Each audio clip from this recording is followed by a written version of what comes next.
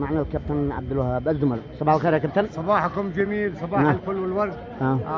صباح كل شيء جميل. اليوم بنشوف في شاشة واجمل صباح للنادي الاهلي، نبارك لهم بمناسبة الفوز، وهذا الفوز هو للجمهورية اليمنية كامل.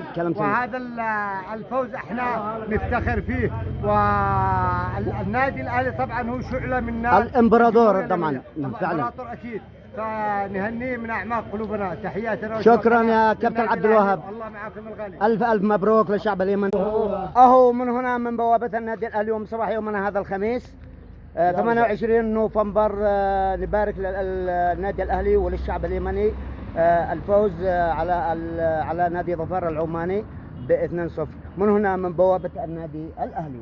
نبارك للامبراطور، امبراطور الكرة اليمنية النادي الاهلي بالفوز يوم امس على الفريق العماني 2-0، واللاعب الفذ الذي هدف الهدفين، الهدف الثاني كان هدف عالمي بدرجة أولى. برضو الكابتن لقد أفرحتمونا، لقد فرحتمونا، تستاهلون كل خير، ونتمنى لها التقدم رفعتوا الروس في الأيام القادمة، وأن يشرفنا كما شرف في هذا المباراة. كابتن عبد الخالق. نعم حياكم الله. ما عندكم؟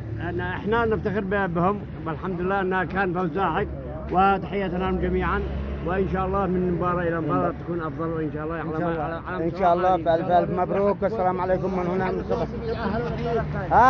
كابتن وحيد الف شكر للكابتن وحيد الخياط. خير يا كابتن. يا صباح العمر. ما عندك شفتوا المباراة؟ نعم الله تعالى، ما شاء الله ما شاء الله، نتائج ممتازة. الف الف مبروك للاهلي وللشعب اليمني بشكل عام.